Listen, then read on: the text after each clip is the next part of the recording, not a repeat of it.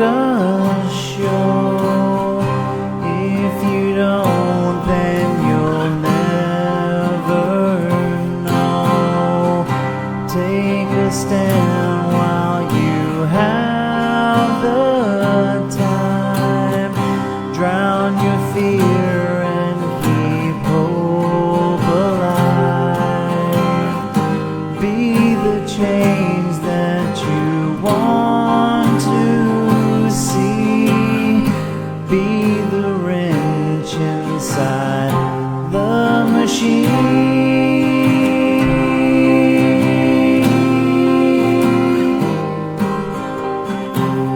Is it already over?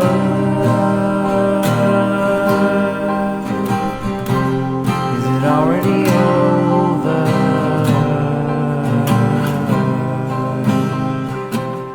I don't think it's over.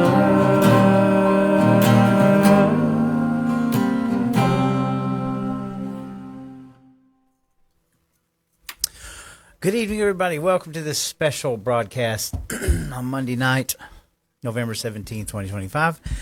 And we are doing a joint venture tonight with Antonio Jones for War Room. You guys love it. You guys love seeing us together. So we've had a really busy, crazy, wild weekend, and I was indisposed. And, of course, Antonio, he's been dealing with it all weekend. So we talked today, and what more fitting than to jump into this right in the middle and just wreck the party. So got a lot of stuff that we're going to cover tonight. It's going to be open lines. As you can see, the call-in number, 678-253-8296. That's the War Room number, and he can patch us through where both of us can hear it.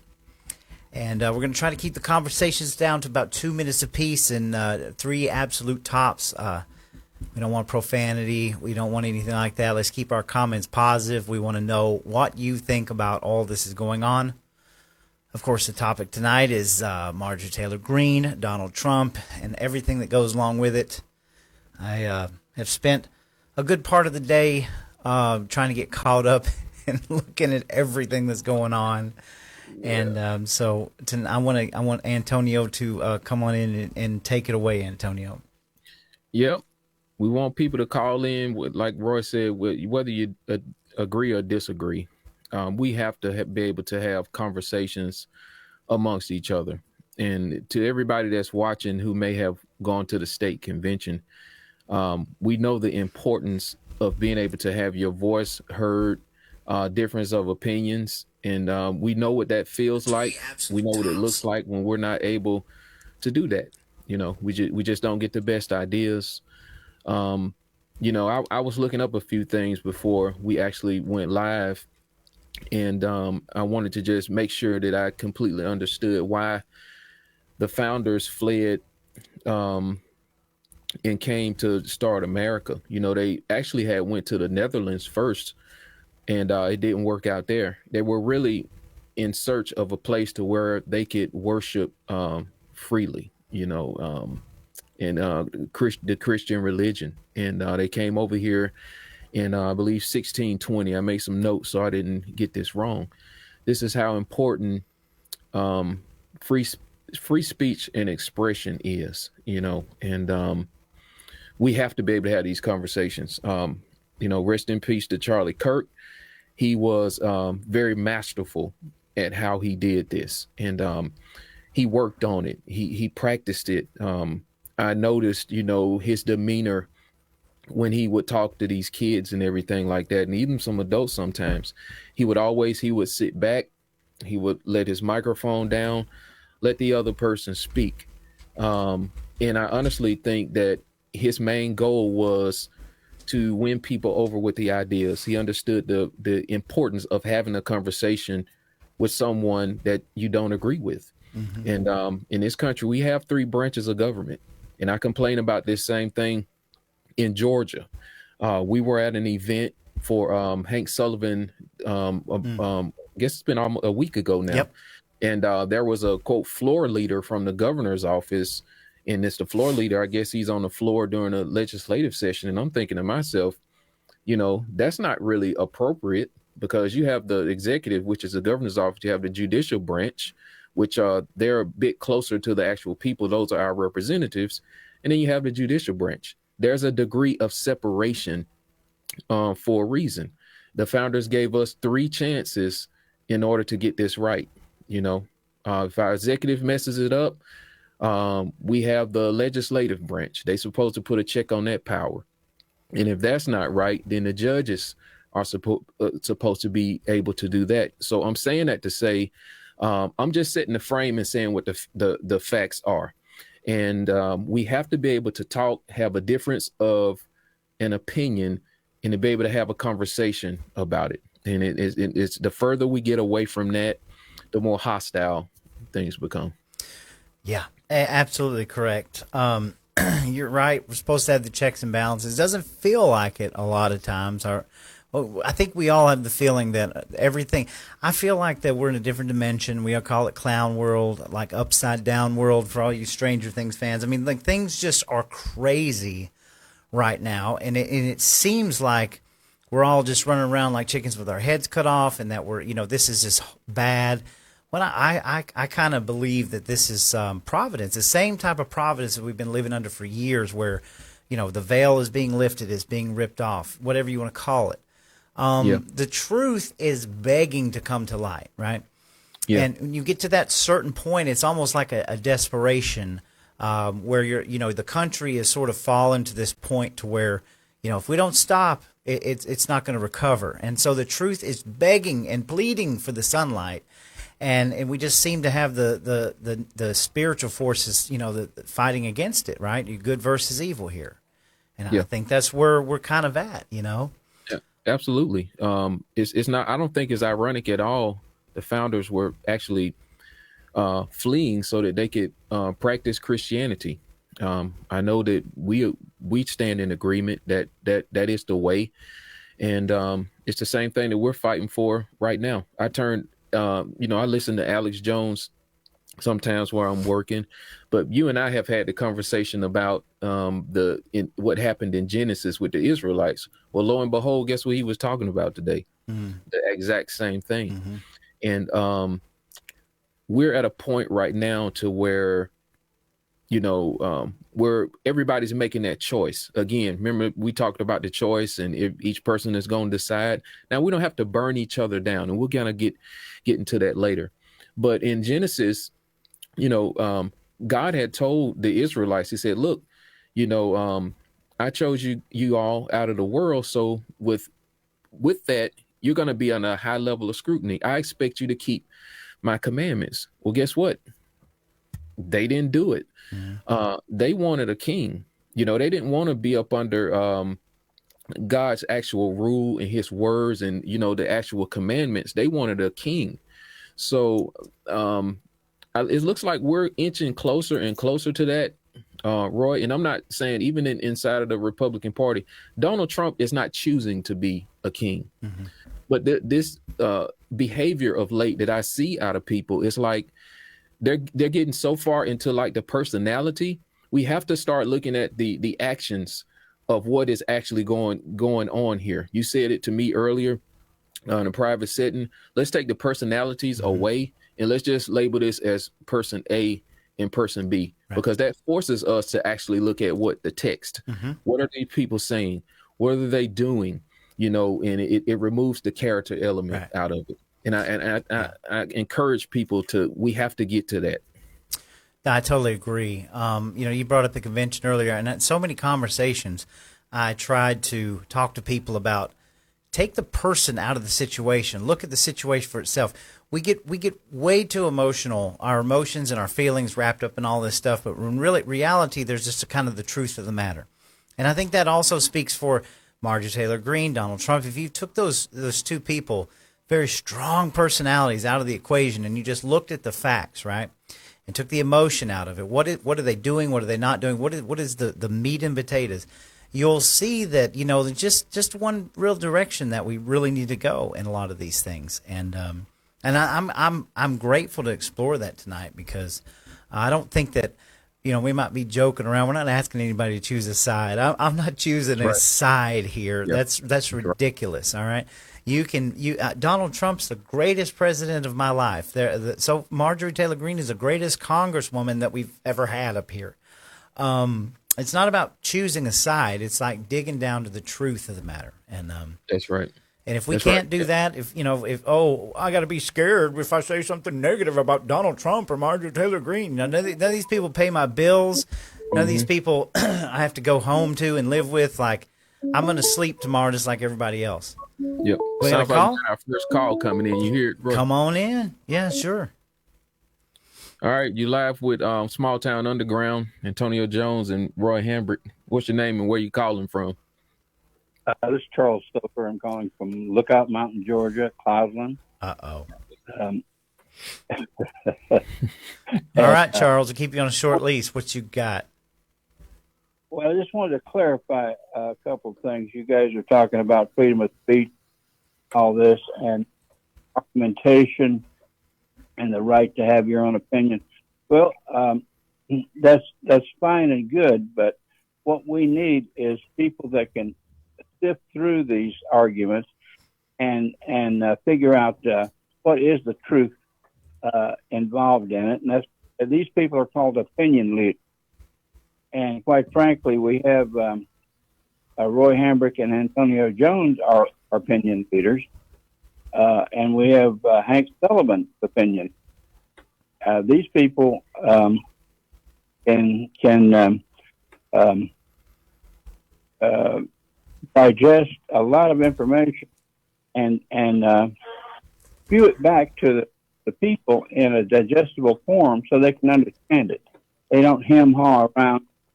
They're clear and concise and very, very good at masters of communication. They're good communicators. So I just didn't want to y'all get to saying that, well, one person's argument is as good as another person's argument. No, it isn't. The truth stands on its own. Now, that takes precedent over somebody's opinion. That's right. Well, thank you for that. We'll agree. Thanks, Charles. Yep. Thank you for the call, Charles. I agree. And we didn't say earlier, Trump has done some great things, some fantastic things so far. He's done a lot of work. We got a sealed border. He's been, doing his tariffs, trying to force manufacturing back here. Those are all great things. And we applaud the president for the work that he's doing. Because, we know the swamp is deep. He's got I don't know how many million people that he has to watch after. It is a huge undertaking. Hence is why I believe that the public's opinion and weighing in on this is very important. And before the last 10, 15 years, Roy, people weren't into the internet and they couldn't get on and have a podcast and have a conversation.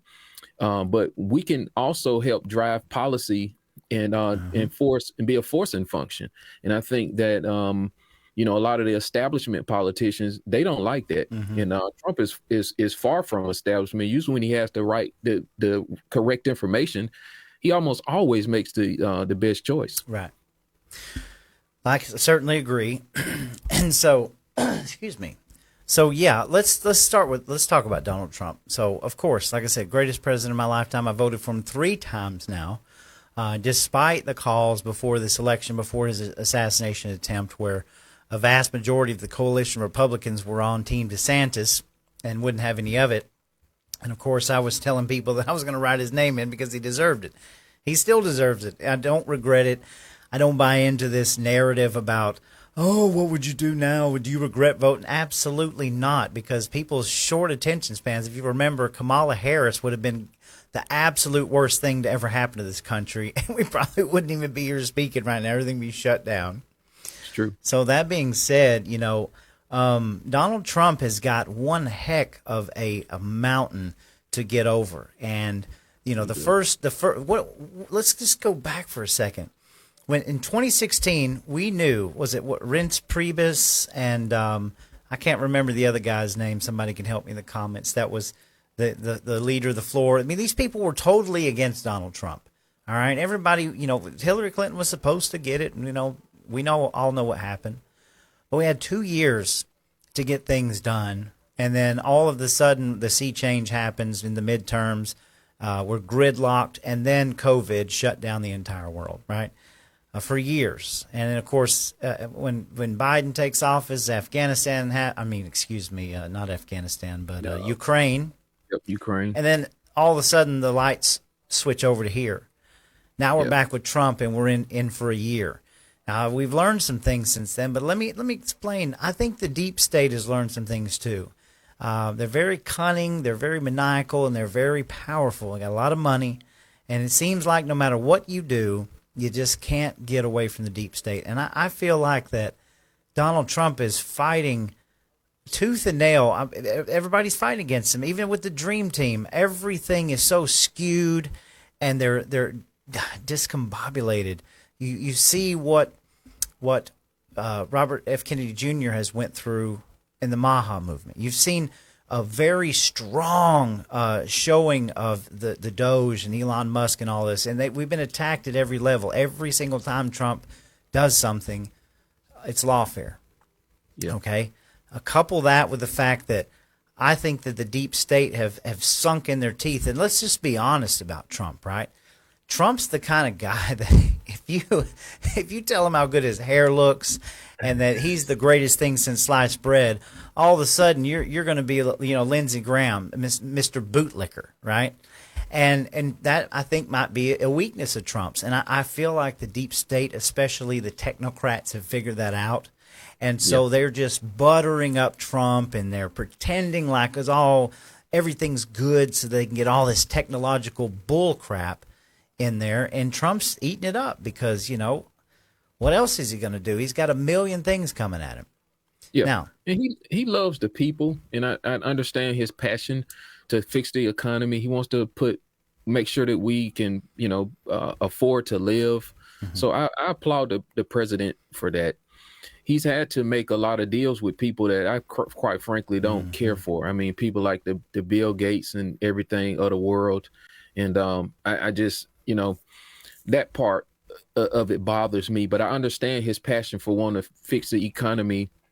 But I don't necessarily believe that we should prioritize that over the moral foundation of our country, because I just think that we're just a country waiting to die if these deep state actors don't get prosecuted. And I know that's where people like Pam Bundy and Cash Patel comes in. We can talk about what's going on there a little bit later.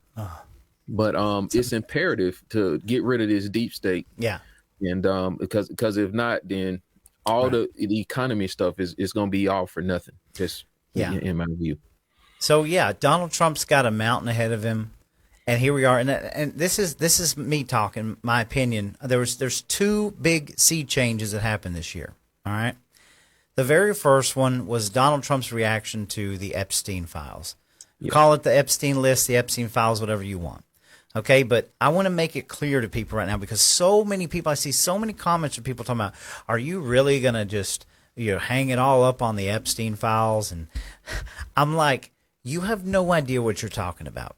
Okay, the Epstein files, this entire Epstein saga goes back years before Donald Trump ever came up that escalator. People have been trying to out this man, the court cases, the sealed documents, the stuff that we can't get a hold of, what is actually known. And I'm gonna explore something else in a minute, because everybody knows about the Lolita Express and the Epstein Island, but you may not know about the baby factory in Arizona that this man with some very rich people had. But that was number one. The Epstein files made everybody sort of gasp and be like, oh my God, when he actually came out and attacked his base and tried to pretend like the Epstein files were no big deal. All right. The second big sea change we've seen this year is the assassination and death of Charlie Kirk. Between both of these things, I think that the providence is so great on the information coming out, because all of these scripted narratives are coming apart. All of these little avenues that we couldn't talk about, like when you asked the question about Benjamin Netanyahu or something, now all of a sudden we're talking about it.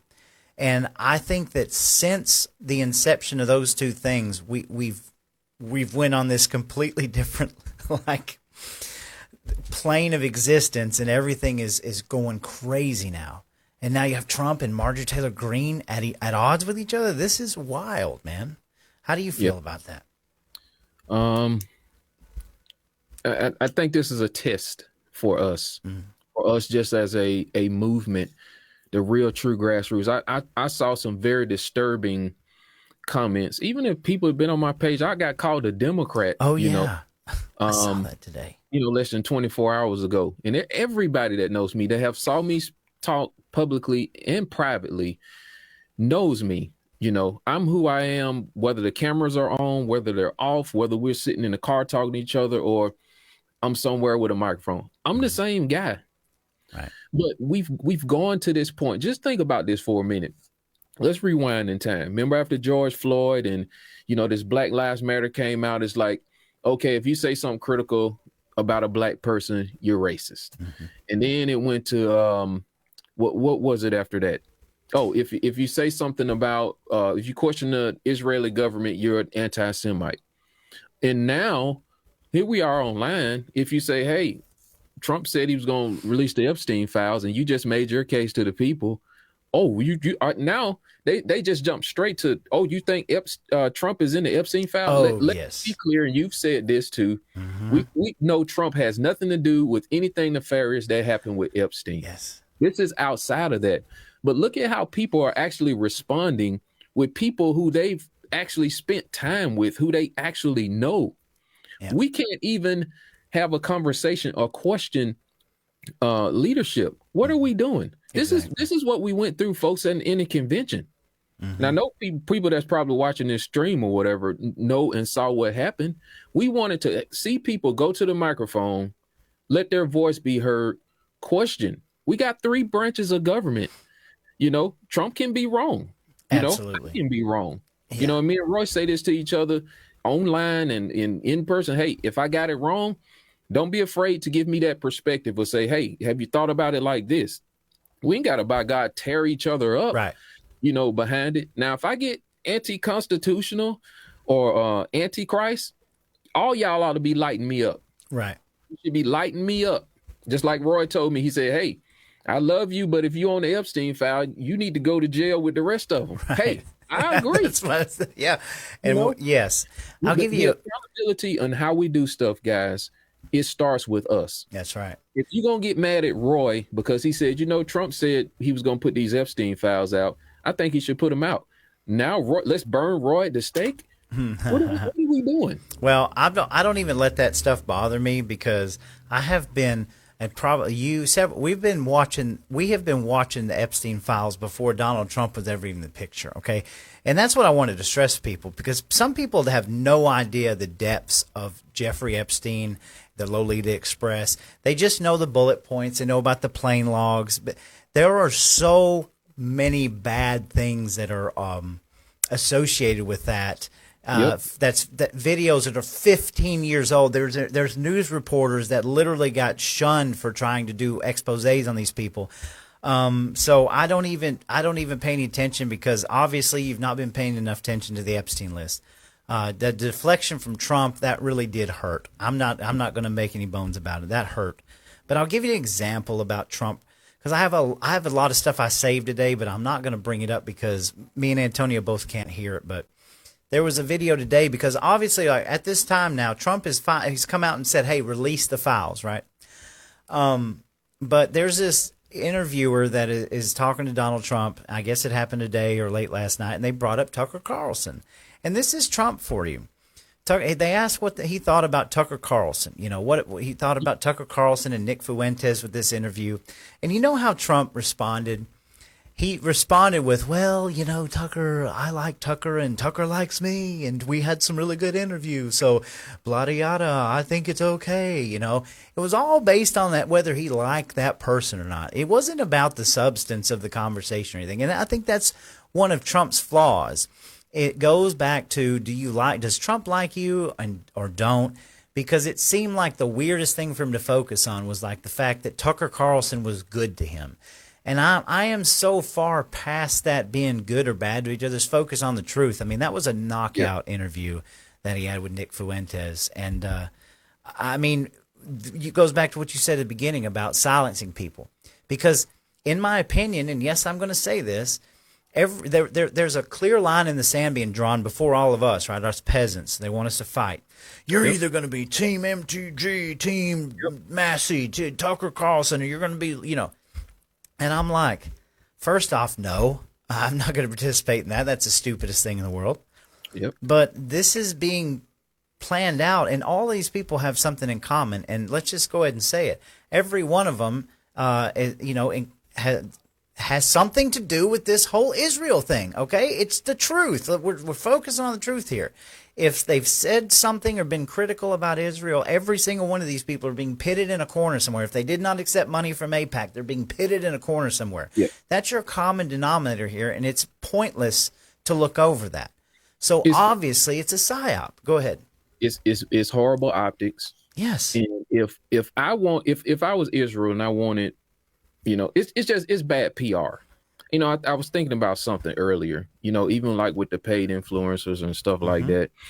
I thought to myself, because I hear women, like, you know, have grown up listening to women talk, and it's like, it's some guy, you know, they may have been interested in or might consider dating. And they was like, you know, girl, everything was good. Then he started talking and saying all this stuff. And I was going to give him my phone number, but he just, you know, and just turned me way off. And that's just, you know, this is like horrible PR, you know. And I talked to my wife about this. And, you know, some of the quote unquote influencers that are coming out, they're not giving a real balanced conversation to the whole thing. They're just not. It's just like, it's like the Trump thing. You know, we can take it back to that. Oh, you do this? You're anti-Trump. You know, MTG's a traitor now. It's like the same spirit within all of this stuff. Sure. You know, and if we need to support a certain person or something like that, just come before the people, make your case. But my God, don't start paying like influencers or start benching this person because they asked the question. It just make the person reject the whole idea on some levels even more. Well, it's the same thing. You remember, not too long ago, a couple years ago, where you would see those videos where they took mass media from like different TV stations and they were all saying the same things. Yeah. And it's like now they realize how powerful social media is. And so now they're going straight to the influencers. They're like, here's your talking points. Here's your sentence. You need to use this over here. We're going to cut you a check for $7,000 or whatever it is. And every one of them is just doing it. And it's becoming manufactured. But again, you can't deny the links here. Every person that's been critical of Gaza, Ukraine, Israel, not even critical, right? We're talking about critically thinking, not like you've been very critical. Anybody that's even stood up to question anything that's going on has been labeled a racist, anti-Semite, and now they're all being thrown in a bucket together. And so you got to choose between MAGA or... And it's like, guys, you're being played. This is all just a way to keep us divided. All right, let's fast forward this. Let's think second and third order now. We got the data centers and digital ID. Yeah. Do you see how now this whole thing is going to be like, oh, now, okay, the whole idea of putting people in buckets. This is going to be easy. Like for like the digital ID. Right. We can't even take the personalities out of the situations and just focus on the truth. Yeah. You know, we can't even do that. So it's going to be easy for them to kind of group people off now. Sure. Because here we are all said that we wanted to make sure that we fixed as much as we could or for the country or whatever. Right. And here we are having a big argument and we got to make a choice between Marjorie Taylor Greene and a choice between Donald Trump. Guys, we got to stop it. Exactly. It's completely, totally ridiculous. I'll say this. There were a couple of things that I didn't agree with Marjorie when she supported Kevin McCarthy. But hey, Trump, I think, endorsed Kevin McCarthy. Right.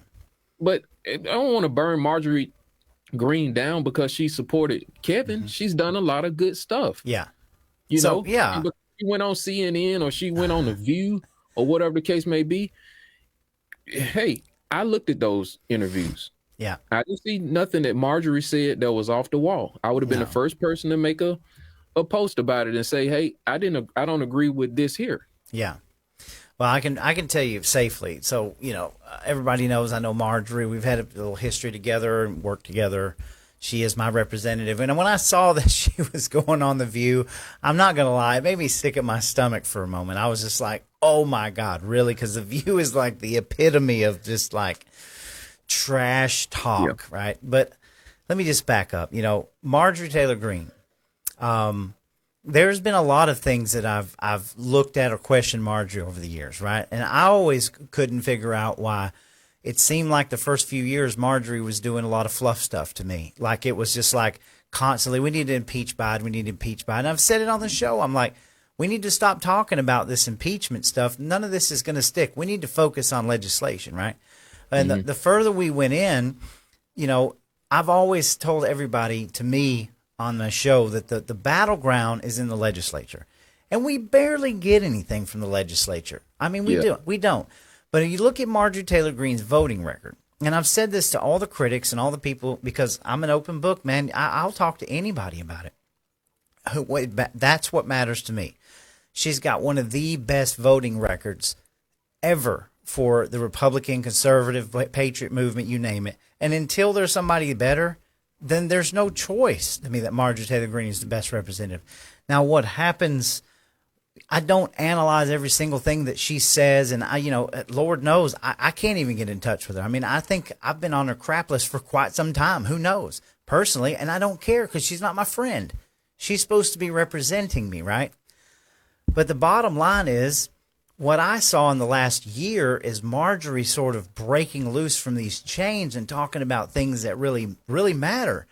Like, and as well as I do, all the conversations where I said, wow, Marjorie is speaking my language here, Now, whether you want to call that a sea change because she realizes that, maybe she's too extreme and she's trying to, reach across the aisle, that's her prerogative, right? As long as her voting record stays the way it is, I have no issue with it, right?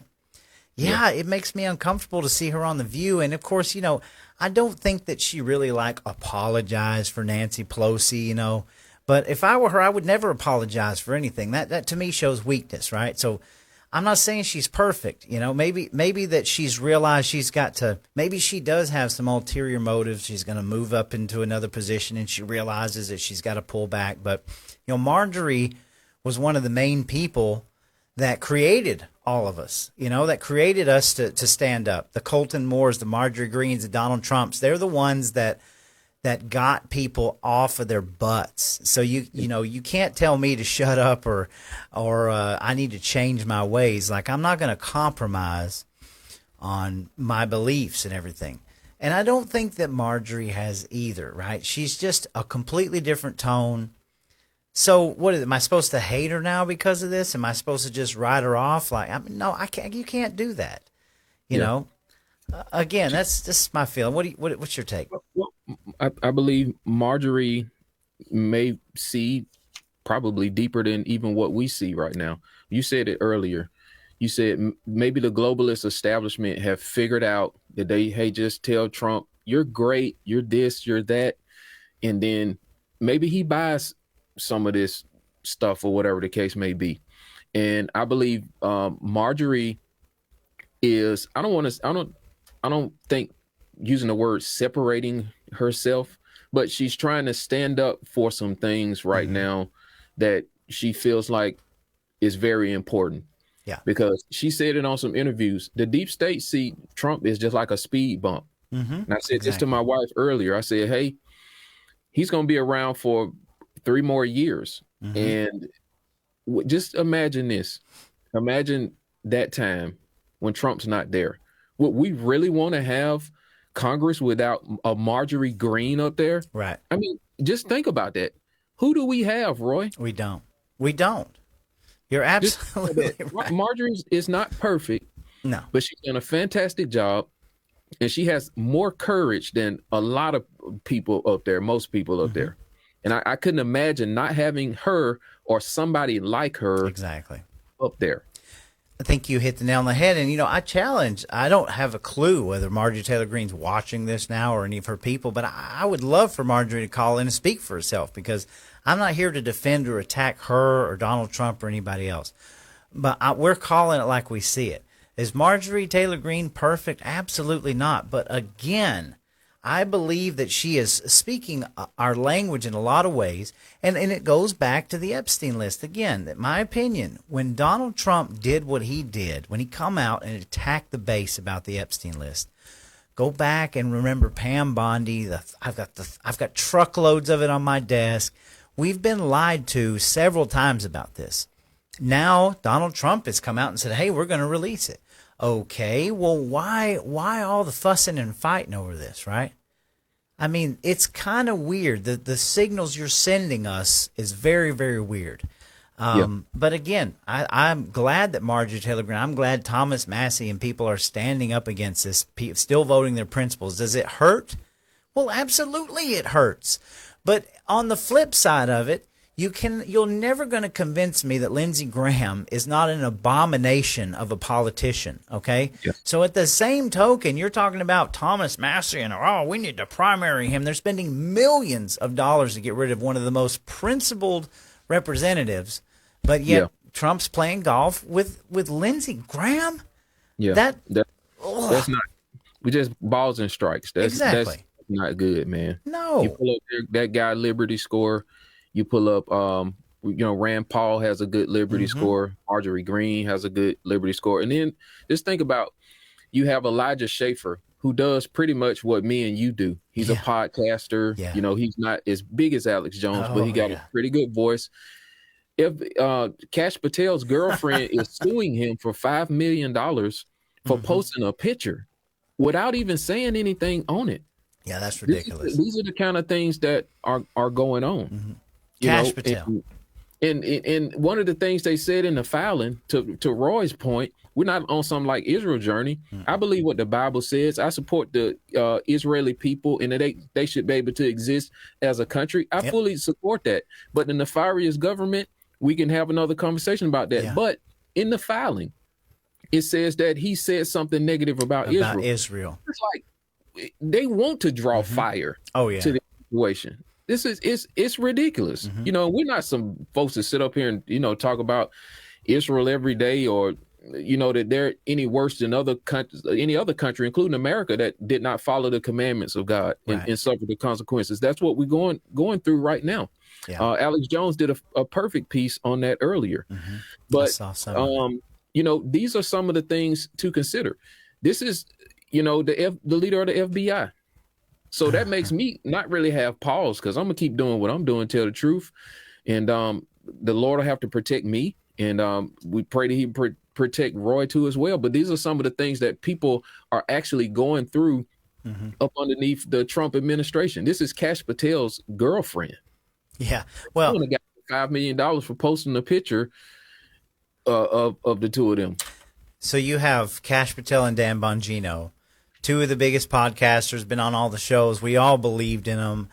Here they made their entire fortunes. I'm not out here selling anybody the Epstein list, but they made their entire fortunes on selling Epstein didn't himself and the Epstein list to get in the FBI, and not only just like shun everybody, but then try to convince us that none of this is real and that it's a Democrat hoax. I mean, this is insane to me. If it was that simple, why haven't you already released this yet? I mean, it's that simple to see. There's more to it. And I have a theory. My theory is I'm glad you mentioned that too, Antonio. None of this has anything to do with Donald Trump. The people that are spewing that garbage when you're trying to conflate the Epstein files with Donald, none of that crap's true. We all know that if Donald Trump was involved in the Epstein files, that something would have came out by now. All right? No, that's not what this is about. But if you're looking at people, I don't even know how to explain this, but it's just crazy to me, all the lies that have been wrapped around this to the point where they want to make us feel crazy for wanting this release. The Epstein list to me was always like the chest, like the briefcase in Pulp Fiction, man. It was going to eradicate the deep state. And my theory is I think that Donald Trump simply is maybe wanting it to go away because he doesn't want to take away from all the good things that he's doing and the potential. Like, he wants to be the Mr. Fix-It, and I can't even blame him. But if you're asking me to sacrifice, these people, these women, these children, these evil people, so that we can make America great again, like, how do you do that off the backs of such filth and disgust? Like, I can't even fathom that, right? So I'm not saying I'm a barn burner. I don't want everything to fall apart, but I don't want these people to get a free ride. I want these people locked up for life, man. And I guess maybe if Trump hadn't even act that way, we wouldn't even be talking about it. But it happened. It was the truth, and everything has been super weird since. And you just have to admit it, right? That something is not right here. Yeah, and, hey, that's my theory. Epstein killed himself. All that type of stuff. And I don't think Trump said that. But we know that Cash said it. Oh, so. Yeah, Bongino. Yeah. Yeah. And hey, if there's nothing there, look, they released 20,000, and that's an interesting story, by the way, talking about Epstein. So I put it in Grok today. Guess what? This whole thing started during the shutdown, where these Democrats decided. So I think by now most everybody's seen the picture of, I think, Trump's kind of patting Bill Clinton, in a private place or whatever. So this whole thing started during shutdown. This subcommittee that was over the Epstein or whatever, they decided to release three emails, and all three of them were like damning towards Trump. And so by that afternoon, I think Mike Johnson, all these people got together and said, well, two can play at that game. So they released the 20,000 emails, and they said, no, we're not going to play that game. So that's how all of this stuff came to fruition, and people are going through it like crazy. And of course, the media had their spin first, like, oh, Trump was doing this and this. No. It's already being debunked. But again, what are we afraid of here? We're protecting these people that should not be protected. You can't ask the America first with truth, transparency, integrity. You can't ask people like me to go along with that. I cannot do it. No, because if we're not going to have a moral foundation. And this is another thing Alex was saying. He said when this country was founded, it was with the idea that each person would rest on a set of moral values. Yes. Because this thing has come way down to the cellular level of things. And if somebody's watching this right now, maybe you guys need to text Jim Tully. I know he's in Marjorie's district or whatever. He put out a statement. Maybe the silver lining in this whole process of what happened is, because I've heard several people say, Marjorie may have went along. We can't get in touch with her anymore. It's not like it was in the beginning, so forth and so on. And that doesn't mean that Marjorie's done bad work, but you have to keep your ear to the street. And that's one of the biggest problems we had, I believe, with the convention and all of this stuff. There were some endorsements that came down that I didn't agree with. I didn't see a plan.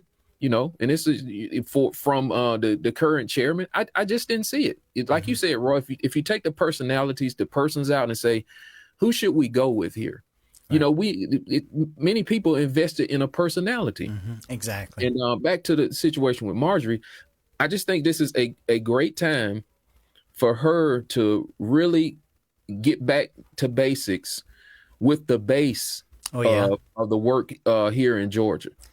I agree with that. Look, part of my problem with Marjorie is that a lot of us feel like she kind of left us behind. Now, when I say that, I mean, it's my opinion of it, because I know so many people that, and even out of her own mouth, she's like, well, I'm up in Washington, D.C. to represent you. I'm not here to talk about state politics. And that's been said several times. And so a lot of people feel like Marjorie's kind of turned her back on us because she won't listen to things. I've got friends that's called her office multiple times about situations, and even other legislators in our state have a hard time getting in touch with her. And I get it, but that's just the norm. My goal was to not let those things affect me personally. I mean, I can even tell you, I've invited her on the show. We've invited her to the camp out. Never got a single email back yet, right? So I guess potentially I have every reason to gripe, but that's an emotional thing. It doesn't matter if Marjorie Taylor Greene likes me or not. What matters is she voting to protect my family, my community, right? And so, sure, if I had a criticism of Marjorie, I would like to see her a little bit more involved in Georgia politics because, my God, we're the epicenter of globalism with Brian Kemp and all these people, but we never hear anything from it. Right. If she chooses to spend her time, courting, big money donors or whoever she wants to hang out with, that's her prerogative. At the end of the day, her voting record is what matters to me, and this is why I continue to support her. I don't ever expect to be friends with her, or I don't ever expect her to call me. Don't even answer an email. I'm a big boy. I can handle it. But at least, take a little bit more time to reach back out to your constituents, right? Yeah. So, yeah. Well, I see Washington as very important, and it's like emissions. I think me and you talked about this and how far removed the American church has been, and they're not really kind of been effective in their own yard, and they may do a whole bunch of missions overseas.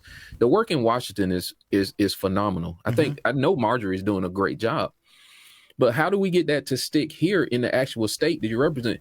It would be great to be dialed into the state politics so that all the great work that you're doing is not undermined by the gift and the curse of sovereignty right here in the state of Georgia. The players and who's doing what is very important.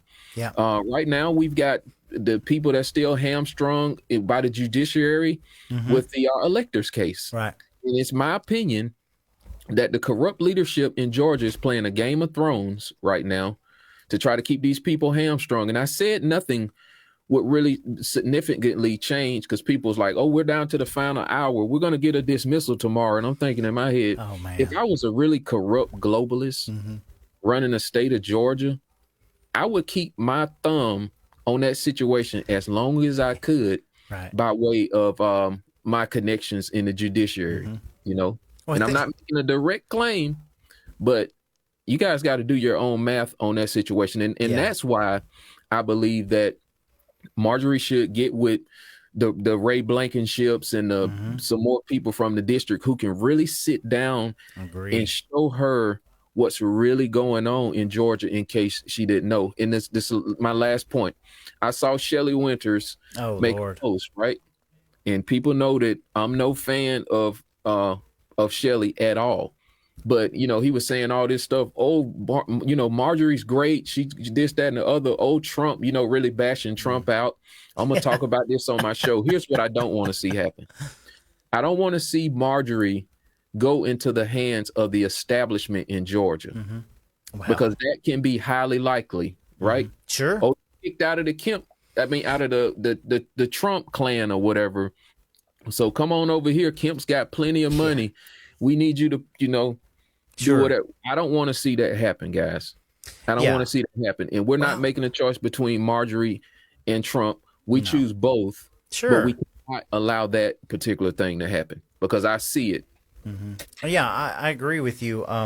And I don't. I mean, obviously, we've got to be smart about this. And Marjorie, I shudder to think that she would ever join Team Kemp with as bad as things are going here in the state as far as his reign, right? And you have somebody like Shelley Winters who will endorse a literal nobody candidate that the governor's propping up like Dooley and then turn around and have Marjorie Taylor Greene on the show. It is what it is, and I'm sure she's going to do it. But look, if Marjorie is not pure in what she's doing, right, then it's going to stick out like a sore thumb, right? We're going to continue to watch these things play out, right? So hopefully, I will admit that I've seen her around some questionable people that, years prior to that were literally some of the enemies of the entire grassroots. I mean, I'm not going to lie about that. I've seen it. I know things, and I'm just like, that's concerning to me. It's concerning to me, the convention, what you brought up earlier, the endorsements, because we told everybody just take your emotions out of it and take the people away. And look, the GOP certainly hasn't gotten any better since June at all. If not nothing else, it's gotten more dormant and more out of control, or totalitarian. We got blew out in the PSC race. Yeah. And the only reason people knew about the PSC is because of the stuff Lee Mons and what you reported on and others about data centers and our bills going up. That's true. And now look what WSB and all the rest of them reporting. They talking about data centers right now. Well, that was just supposed to be something that's supposed to float on through. And Republicans, well, they can't get mad because that's development and that's business for the future. That's out of the Republican wheelhouse. We're just supposed to shut up and go along with the corporations and go along with the business decision. Never mind our communities being completely ruined and all of our electricity. So this was completely out of character. They thought that we were just going to buy it hook, line, and sinker. I'm not here to just twiddle my thumbs and pretend like everything's okay. We're going to call it out. And if you're a Republican and you're not concerned about data centers, then there may be something wrong with you. You need to rethink yourself. I don't see anybody out there saying that we should not have data centers. There's nobody saying that. Yep. I see people saying we shouldn't have 5,000 data centers and 3 on every corner taking up all of our resources. If my questions were getting answered about data centers and they acted like they give a crap, I might change my tone a little bit. But so far, it's zilch, you know. Yeah. Well, Angel Rosario just said no outreach. Okay, when we do the outreach, there got to be a message behind it. If there was going to be outreach, we could have been talking to people about data centers and why your bill can go up because it's already been done. And it didn't have to even be a big pitch. But the point is, you just said it. Nothing has changed since the convention. Oh, no, nothing. It was rigged. Hey, shut up, sit down, and all that. Cut your mic. I posted a video in the group. I know everybody on this thing saw it. The people being literally ignored at the microphone. Yeah. We don't need people to be ignored. And that's why we wanted to do this live tonight about the MTG and Trump thing. Right. We're not choosing between the two of them, folks. Now that's ridiculous. These are 2 horses that we need to stay in this race right now. Yeah. We need both of them together. Yeah, and Donald Trump needs to understand that. Like, the people aren't buying this. I mean, of course, you got a lot of people that are going to buy into it, and they'll say a lot of people are very happy about this because they can happily choose a side because they hate the other person, you know. But no, we're not buying into this, and Trump needs to really think about his rhetoric that he's using. Yeah. And Marjorie Taylor Greene just needs to understand, to me, that, you know, don't turn your back on the base that got you there, because a lot of people are more upset that they can't even talk to the woman or even get something through to her administration. And it's been that way for quite some time, you know. So, I mean, neither one of these people are walking on clouds, okay? They're both people at the end of the day. They have their good and their bad, but at the moment, you can't get any better than what we have, okay? And that's how I see it. I feel the same way, man. I do. And we want to hear from you guys. We can take some more calls. We got a bunch of comments we'll get to here in just a few. 253-8296, 678-253-8296. Yeah. Call in, let us know what you think. Agree or disagree. Let's talk this out. Yeah. Let's, sell me and Roy on why this thing should split up, why Marjorie needs to go in the dustbin of history. And why she's a traitor or whatever, people are saying. Yeah. And we need to talk this out. That's what we need to do. And let me tell you something. Many of us are here because of one man, okay? Ron Paul. Ron Paul he's one of my heroes. I have voted for the man in general elections, all right? Ron Paul is the Paul Revere of our time in this government. And you got to remember, he was by himself, an island to himself. He's the one that told us the Federal Reserve, there wasn't nothing federal about it. Whatever people are saying. All right, so we got tell us your name and tell us where you're calling from. Hey, this is Lisa Adams. How y'all doing, guys? Hey, Lisa. Tell us what's on your mind. Hey, y'all. Well, so, over the years, I've supported leaders that I believe truly reflect my values, right? Yeah. And that's accountability, constitutional integrity, and putting the interest of the American people first. Okay? I voted for Marjorie 3 times because of her America First priorities. and her constitutional voting record is strong, right? Yes. It aligns with everything I believe in that's right for our country. But I also voted for President Trump 3 times for the same reason. He stood firmly for the same principles and the values that matter to me. Yeah. But I don't feel like I have to choose between the two. No. Because my loyalty is not to personalities, but to the ideals that they represent, right? Right. So, limited government, strong national security, economic opportunity, and the protection of our constitutional rights. Amen. Right? Sure. Right. I couldn't agree So, more. to me, voting is about staying true to those convictions, regardless of the outside pressure of political division. Right. Right? Yeah. Yeah, I agree. So, I think every voter should have the freedom to support the leaders that, best reflect their beliefs. And I hope our community can focus on the issues and that truly impact our future rather than forcing unnecessary choices That's between people, who stand up for similar goals. Yeah. So, Yeah, Marjorie talking about the clear skies bill. I could scratch my head for the first couple of years wondering why Marjorie didn't jump on that, but she's there now. And that's what I want to see. I'm seeing all these states pass these clear sky bills, and now my congresswoman is finally on that. Yeah. Yes, there's some bad things going on in the Gaza Strip that can't be ignored. I'm glad to see it being called out. I mean, these are things. Yeah, there are problems with our insurance companies.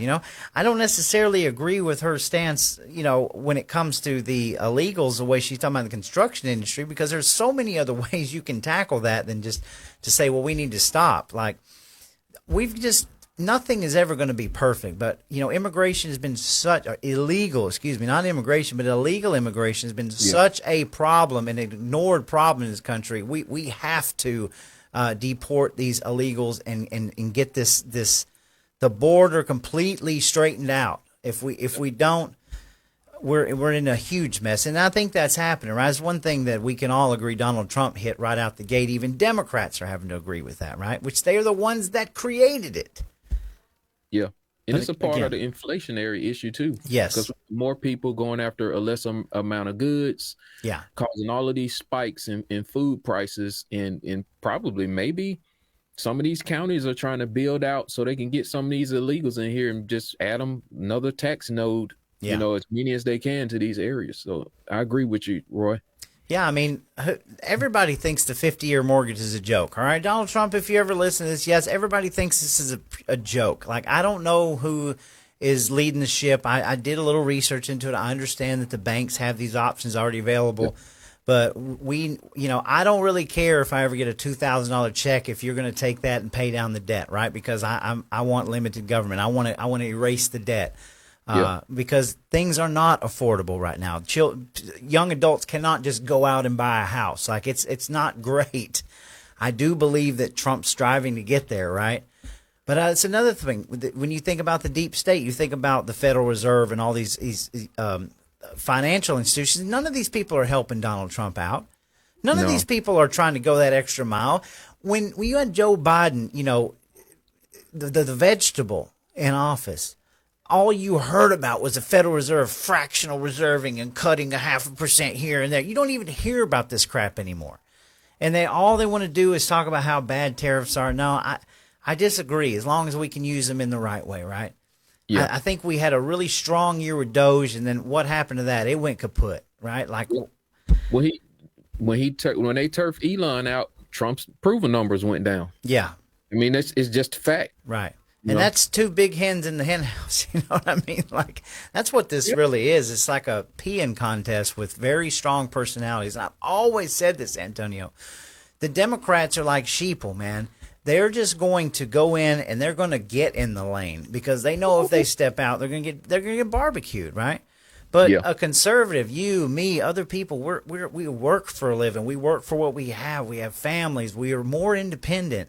And that means that we're freer thinkers. We think about things. And so it's always harder to get Republicans to get into like a groove with each other because everybody's got their opinions and their thoughts and they're more independent. That's just something we got to live with, folks, because You know, that's what I see it. You're never going to get us 100%, but I mean, Yeah, we got to get better than what we've had. You know, we got to, man. And it's like we got Trump, yeah, and like, you know, we don't even have Matt Gaetz up there no more. No. So I mean, we're like scraping the bottom. yeah, we really you know, are. in the legislature. Yeah, it does. It pains me to see. It really does pain me to see that Lindsey Graham has got the ear of Trump. That's laughable to me. All right, what's your name and where you calling from? It really does pain me to see that Lindsey Graham is Hello? We can barely hear you. like a football to me. Huh? What's your name? Angel. Angel. Oh, Rosario. Angel. Okay. Oh, okay. Go ahead, Angel. We can hear you now. Hey man, real quick. I got a few things, right? Like on the immigration part. Yeah. Conservatives are just as guilty because they like the cheap labor. Yep. They are. They are. And I see it like quite a bit going on, right? Like you see the can you guys hear me? Yes. Yeah. Yeah. Go ahead.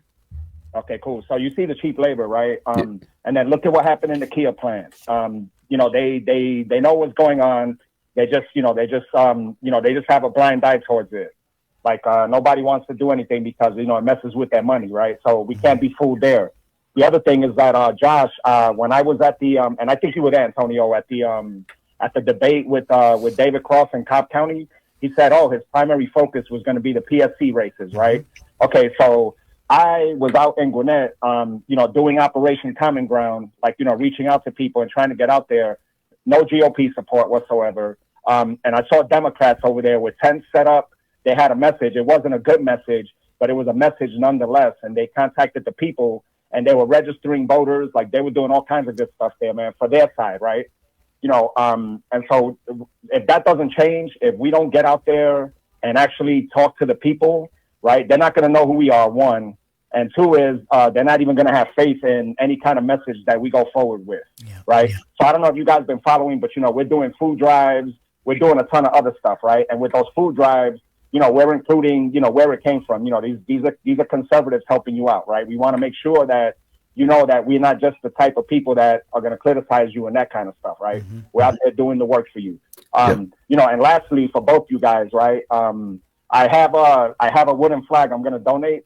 So, you know, you guys, whatever you get from it is for you guys, whatever money you get. So any other patriots here that want to see which wooden flags, I have several models, several versions there. You can just DM me. I'll send you the pictures.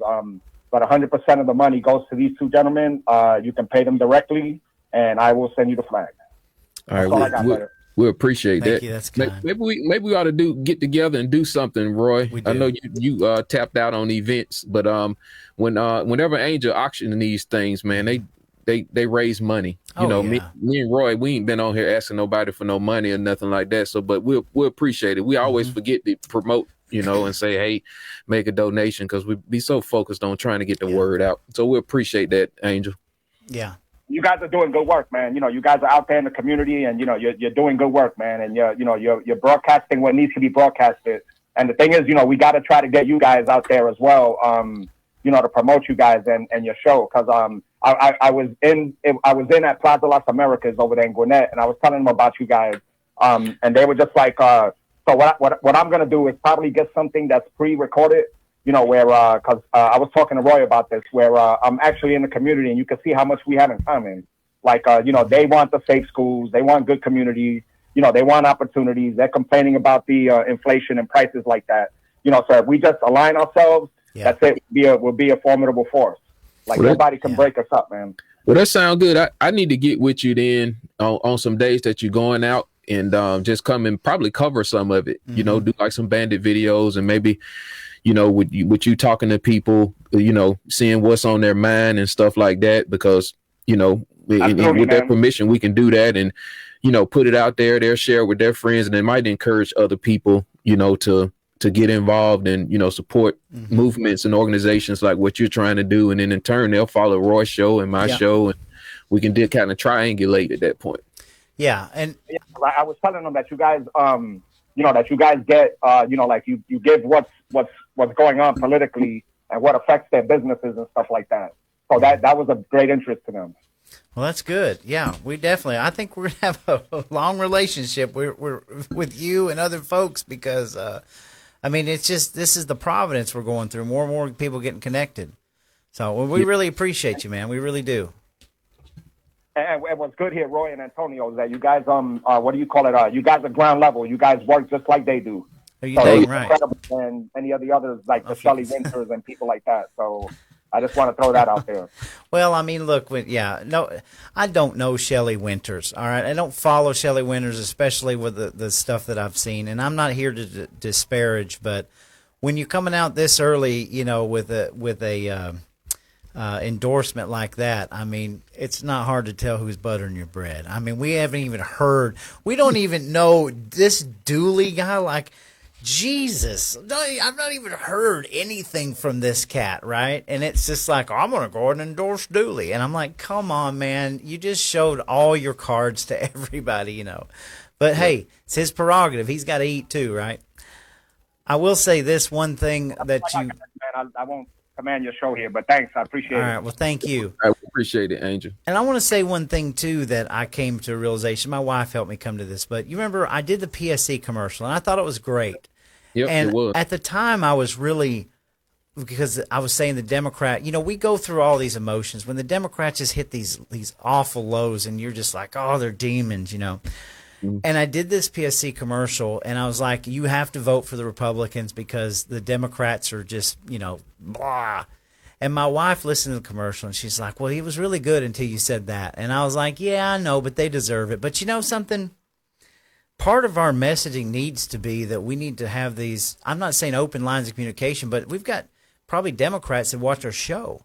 And they're probably, some of these people are just as fed up with what's going on as we are. And maybe it's not all that fair. I mean, obviously I'm pretty rough, like on Republicans. You are too, but like the Democrats, we need to keep an open line of communication because that's our whole point is we want people to come into like the reality of the situation, right? So then I took that commercial down, you know?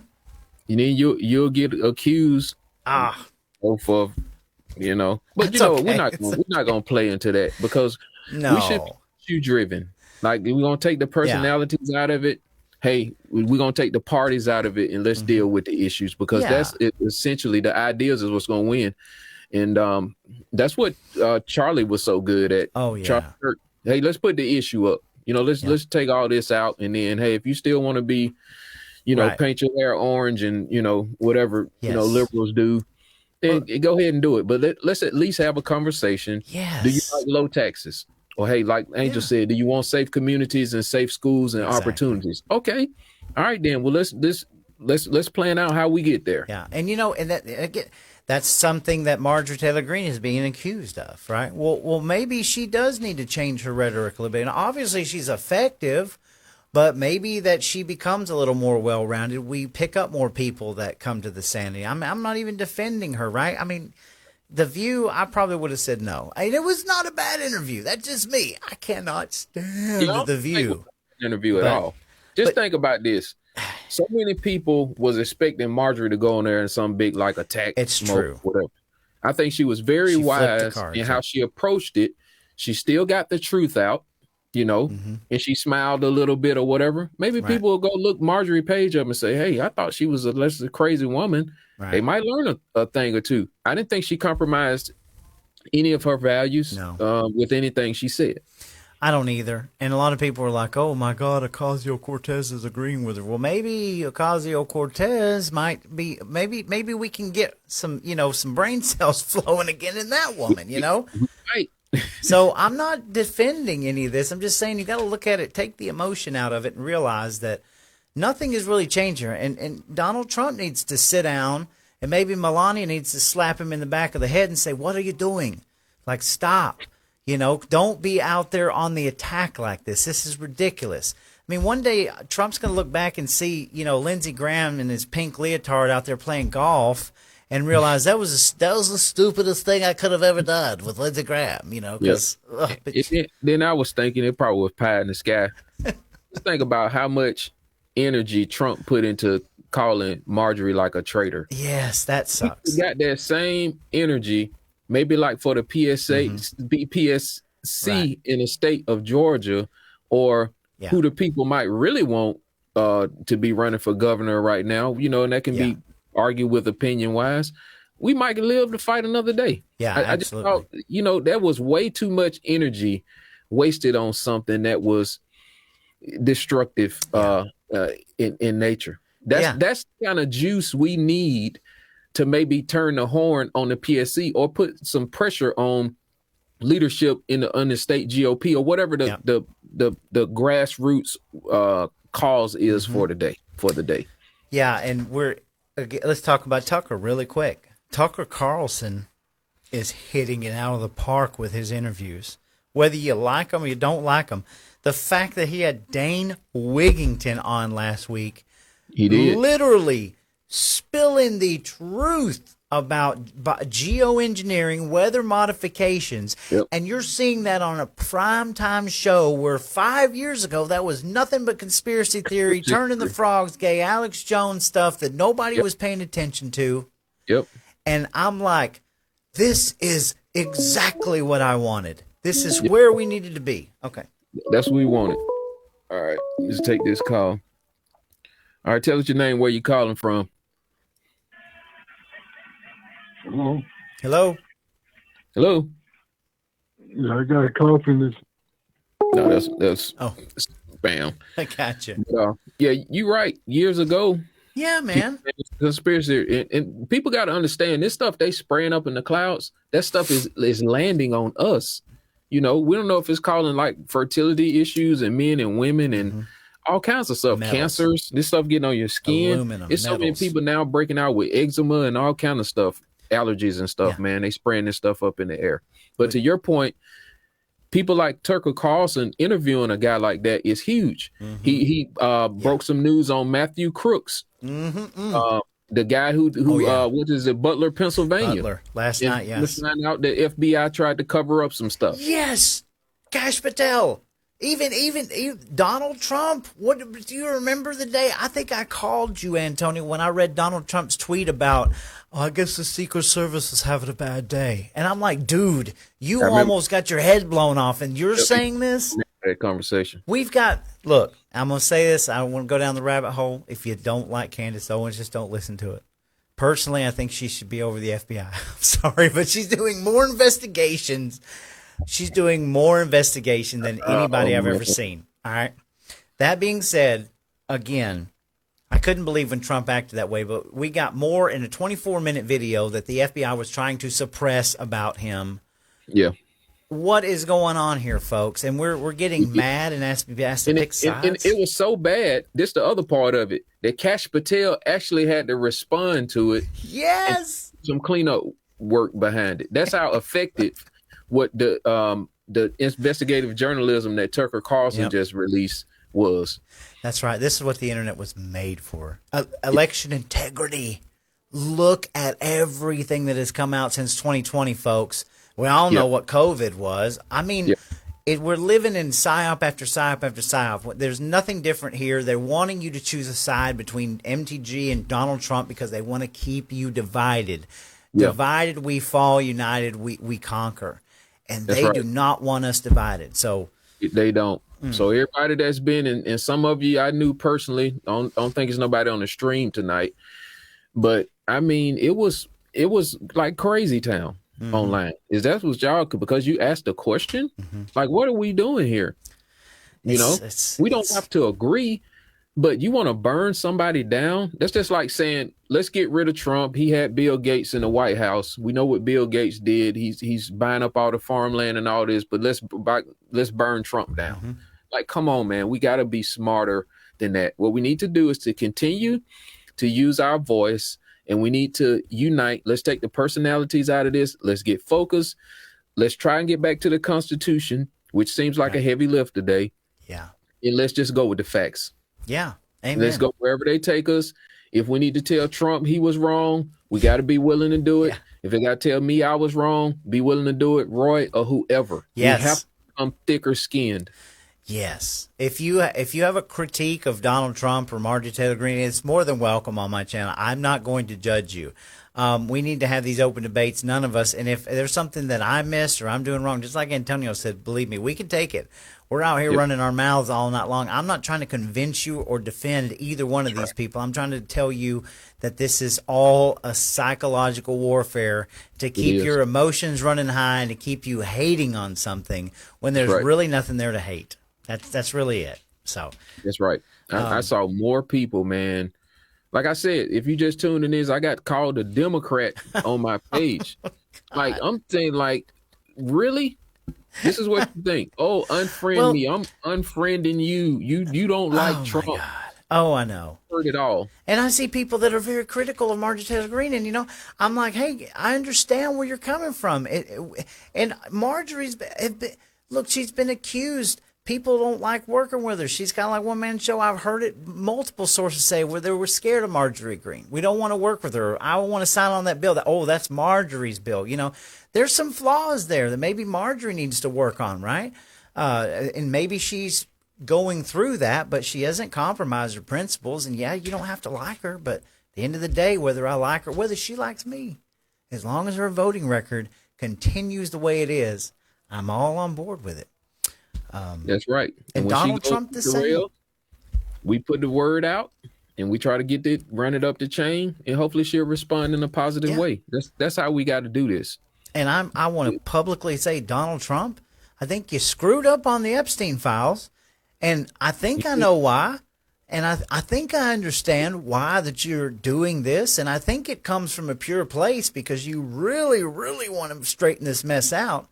But the people, this ain't just something small, and we're not going to walk away from it. We want arrests. We want these people out of these institutions, and I don't know why Trump doesn't see that. So that's right. And there was a lot of people saying they trust Trump. I trust that Trump is not a nefarious man, but we have to participate. This is like full participation, guys. We got to be watching everything and watching everybody, not from an aspect that we don't trust the president, but when he gets something wrong, let's get loud about it. Let's try to get all we have is our voice. We're not at the White House with the president every day. So we get out on social media. We find out what the problem is. We verify with a couple of friends, say, oh, okay, yeah, this is it. Hey, we need to start getting loud about this. Hey, let's go. Yep. Because at the heart of it, we want the best thing, and Trump to have the best chance to do whatever he can do while he's in there. That's what this is all about. That's exactly. We're going to continue to support. Man, it's been a year. It's been a rocky year, about 6 months into the year. But guess what? We got a whole nother one to go through. I think the sooner that we get these files released, the more people are going to accept it and go through it and figure this out. And yes, we will expect if there's very nefarious things in there, we're going to expect people to move on it. That's all there is to it, no matter where it leads. If my name is in the Epstein list, I want people to come after me, okay? Because I shouldn't be allowed to be up here talking. That's how strongly I feel about it. And it has nothing to do with Donald freaking Trump. Ugh. Yep. And also, Marjorie, if you're ever watching this show, you have a 100% open invitation to me and War Room Georgia. We'd be happy to come on and let you talk until you don't want to talk anymore. Always an open invitation to this show and to War Room Georgia. We would be happy to spread your message to your constituents. Yep. Anybody that's got that line in to Jim Tully, make sure you I've already tried that. Clip where whoever's got a line in to Marjorie. Clip what Roy just said.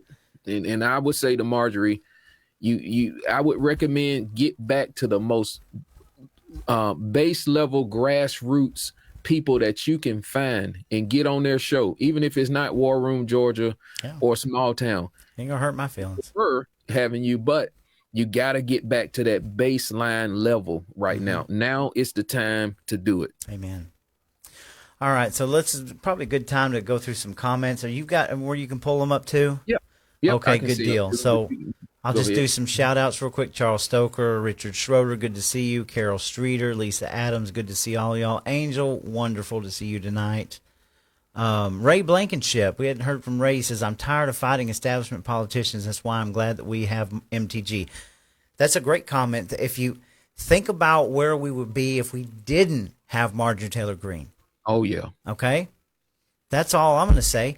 There's very few people. I didn't finish the Ron Paul comment because Ron Paul was an integral part of why I'm here into politics, right? You know, always. But the most outspoken people are the ones that I cling to because they're fighting against the system, right? And that's what I believe Marjorie Greene is doing for the most part, is fighting against the system. You know, we bring up Senator Colton Moore, the greatest senator I'll ever have, and the way he was treated. We are fighting against a machine that is always trying to chew us up and spit us out. So you can't turn the tables on somebody. I mean, that's where we came from. It's the Ron Paul generation, you know, the people that were really fighting. Yep. I think Alex was around to help Ron Paul. Oh, yeah. Alex Jones. So that's right. Excellent. Tip of the spear, man. Tip of the spear, man. People can say whatever they want about Alex Jones, man, but he been right way more than he's been wrong. So we got a comment from Greg Bright. It says, like Antonio said, I'm supporting both. I mean, that's all. You don't have to choose a side because it's war. And it doesn't mean that you're weak for not doing that. It just means, hey, let this thing play out, because at the end of the day, they're still going to be there tomorrow. At some point, this is going to sort of fair weather over, you know. That's right. Oh, Kylie J. Kramer, good to see you. She says, I need to hear this, what people are thinking about MTG for something I'm working on, tuning in. Now, Antonio, I don't know if you read the survey from earlier today. Did you read the survey? I haven't read it. What give it to me. What? It was basically a survey from the GOP. I don't want to go into detail of it right now, but I'll make sure that you get a copy of it. But it will make your blood boil at the direction that, oh, man. Anyway, it was Kylie reminded me of that, but some things just never change sometimes. But I'll make sure you get a copy. Was it the one that I was sent? I think so, yeah. Okay. Yeah. You should have got sent it. You need to read it, how ludicrous it absolutely is. And I'm very glad to have Amy Kremer as our committee woman. She's fire.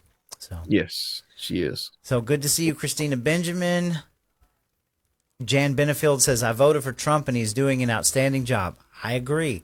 Yep. In all actualities, I think Trump is doing outstanding.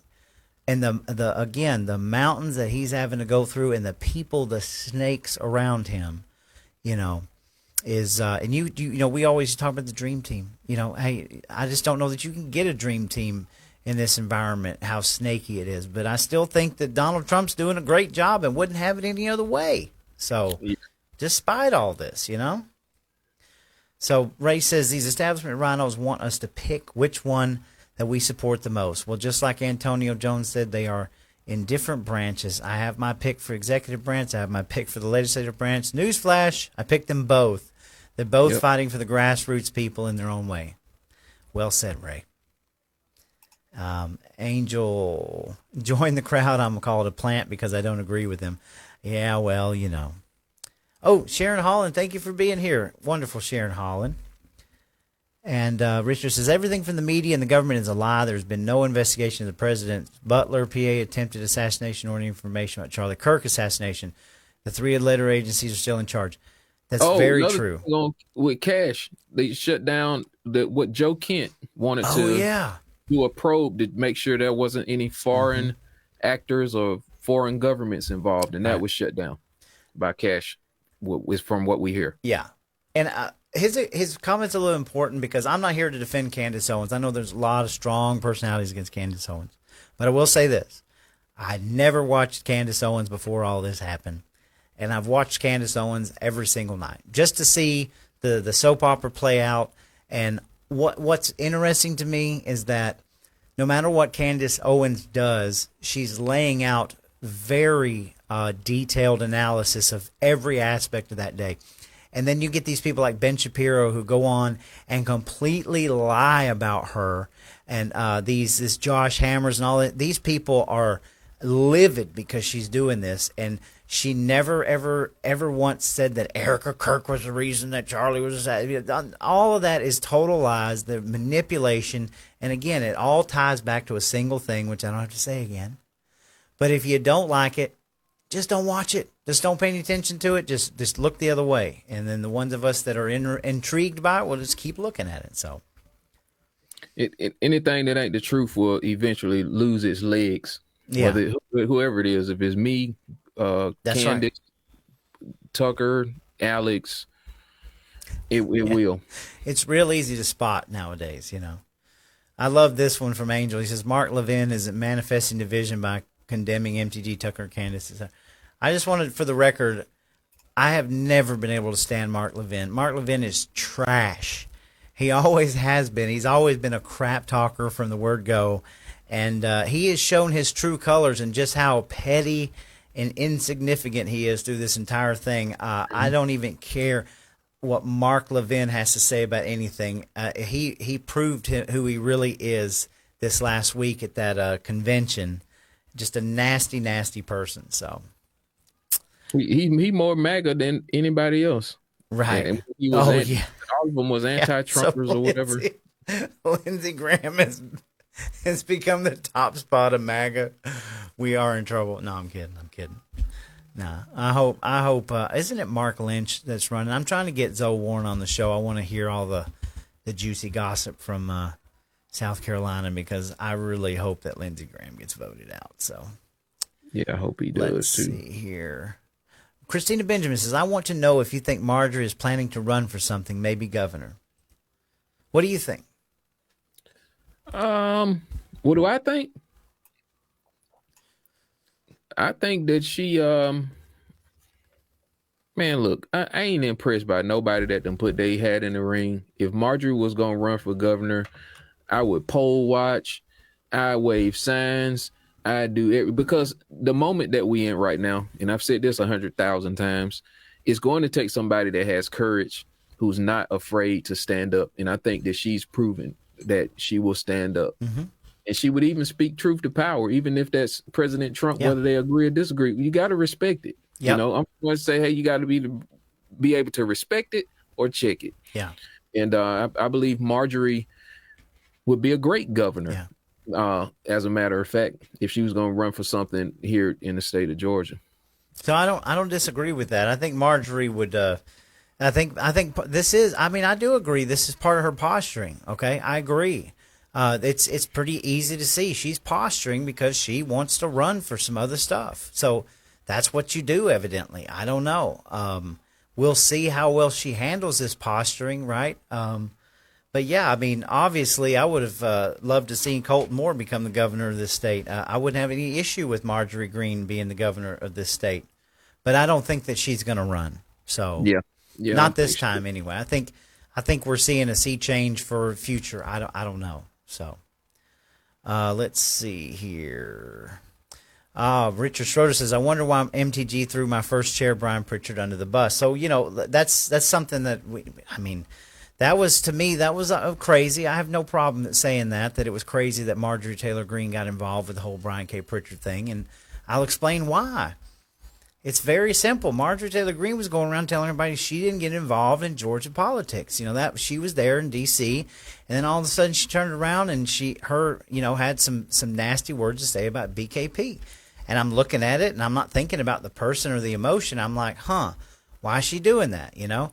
That was a huge, big stink that was going on back then when they were getting rid of Pritchard. So I didn't agree that Marjorie should have got involved in that, but she did. So, you know, these people aren't perfect, and, that was something I didn't agree with, her getting in the middle of all that. So, but yeah, there you go.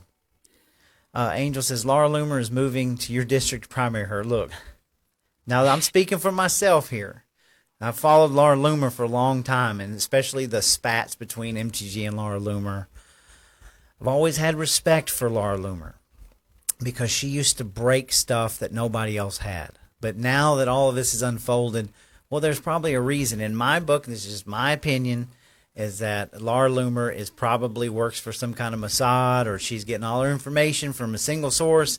And I don't trust Loomer anymore. Like, to me, Loomer has shown a side of herself that I don't want any part of, really. And so I'm not going to write her off, but I'm just not really paying attention to Loomer anymore.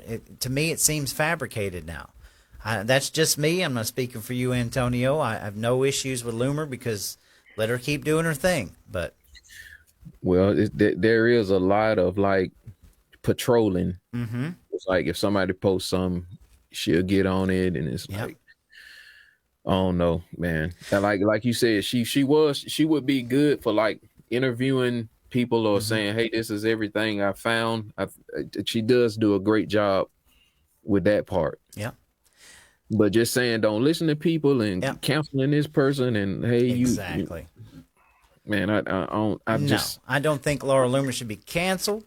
I think if I no. don't want to listen to her, She guess should what? be canceled. But the about who can interview who and all of that. She was vocal about that. That's something I don't really agree with. No. Let people interview who they're gonna interview, or whatever the case may be, and let Yeah. the public make their decision. That's right. basically what the president said.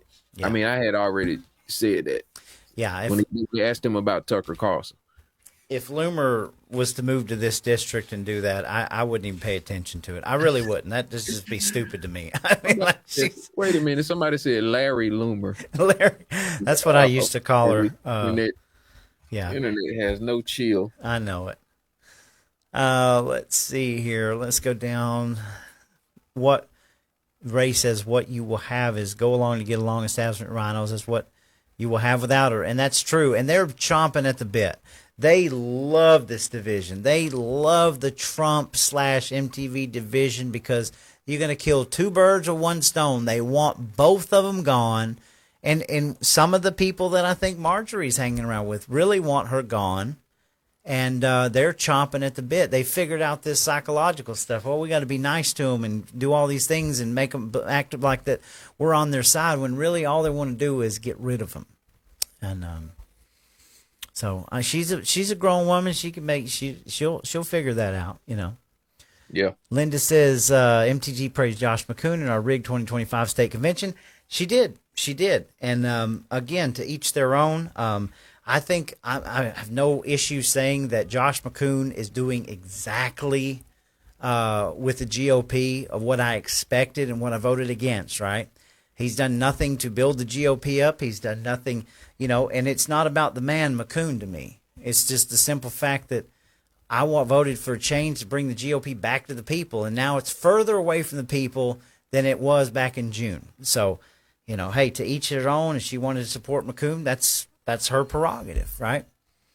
So, but yeah, I mean, anybody can look at the GOP and be like, man, something, it's just not right. It's not, especially after this. Wait till you see that survey. God. Anyway, Ray said I had a chance to shake Lindsey Graham's hand when I was on the Hannity show set, and I walked the other way. No way would I be caught shaking the hand of a rhino. He's beyond anything. He's beyond the pale of anything. I mean, if Lindsey Graham is like, if he's the poster child for conservatives of the Republican Party, then like count me out. Okay, like, yeah, this ain't. Let's see here. I'm gonna go down a little bit. Christina Benjamin said, I want to suggest a fundraising idea for you, Roy or Antonio. Make a two-sided yard sign opposing data centers on one side and solar on the other side, and sell on your website. That's not a bad idea. I don't want to get off into a tangent. I'm not against solar panels. I love that kind of stuff. I love the technology.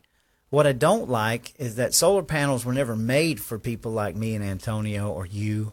They were made for corporations to put these huge fields out in the middle of nowhere and take all this power.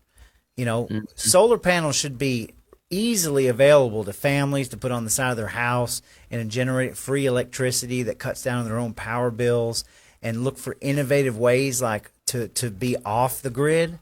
But it's not. It's corporatized. And I feel like that if we got back to a situation where we make solar panels accessible to people and do things better than like a Generac system or one of these rip-offs that half the people can't use, I think we'd be in much better shape. But I guess it would be up to us to change it. So let's see here. Let me go down a little. Michael Proctor, good to have you. Says the truth about Epstein investigation should be all about the past, current, and future victims of all traffickers. Nobody gets a pass. Mic drop. I agree with that. Barbara Hamrick says, remember a few months back they were... It's Barbara. Yes, she said something, her office, because she was never there to listen to the people of our district. MTV said she was getting threats then. Now she is blaming Trump. Well, yeah, I mean, it's a peeing contest right now. So, the rhetoric is high. Boris. Marionette says, "Good evening, Patriots. We'll be poll watching tomorrow morning, Fulton County, the famous rig votes." Did you know that the Fulton County State Election Board has more power than, I think, the U.S. military? Did you know that? Did you know that? I didn't. They're beholden to nobody. The Fulton County Election Board can literally get away with murder, evidently. They flipped the DOJ, told him to go somewhere, I guess. I wonder what it's like to have that much power where you can just look at everybody and go, nope, we ain't doing it. Yep. Angel says Shelley Winter is a payaso. I'm not sure what that means, but, Oh, we got another call? They hung up. Okay. Oh, Ron Hooper's with us tonight. Says, rent a brother. Hello? No, he didn't call. I was just saying what's up to him. He was reading the post. Yes, Ron Hooper. Ron's got some amazing stuff coming up, guys. We'll be sharing it.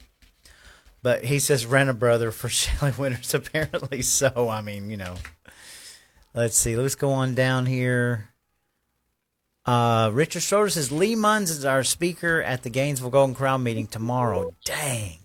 I would love to see that. So, man. We'll get Lee on the show soon. It's my fault, y'all. Hold on. Let me see. Go ahead. Hello? Hello, Antonio. Hey. This is Richard Schroeder. What's up? Oh, man, we got Richard Schroeder on the list. Richard in the house. What's up, Richard? Yeah. Tell us what's on your mind. You mentioned Fulton County. I couldn't sit still. Come on with it. It was Our right. state election board is on their back, and I hope you guys are there December 10th. We're going to give John Ferry, the chairman, they're going to boot him off the chair. They got Bill Rosie's 2023-025. They're going to do something about that. All they got was slap on the wrist. Mm-hmm. But no, they're going to did you see the last meeting and the fight between John Ferrier and James Mills? I did. The executive director? I did. He read him the book. Man, John Ferrier was going, "You're out of bounds, you're out of bounds, you're out of bounds, you're out of bounds." James Mills stood there and he said, "I'm on this board. The only thing I can't do, I can't vote and I can't make a quorum." And he put James Mills is a great person on that board. He's straightening things out. And I'll tell you what, December 10th could be a turning point. Remember, we had 3 experts talking down on Dominion, and that Dominion, it should fall on December 10th. I hope so. I hope you guys are there to record it. All right, I just December wanted to throw 10th that at in. the Capitol. I know it's not on focus, but if you don't focus on elections, you give up everything. That's right, Richard. I'll try to make it down there and Awesome. cover it. Awesome, Richard. Longer drive, but I'll try to make it down there. Thank you for that, Richard. We appreciate you, and we appreciate all that you do. Yeah? Yes, sir. All right, guys. All right. Richard Schroeder. Yeah. Great people right there.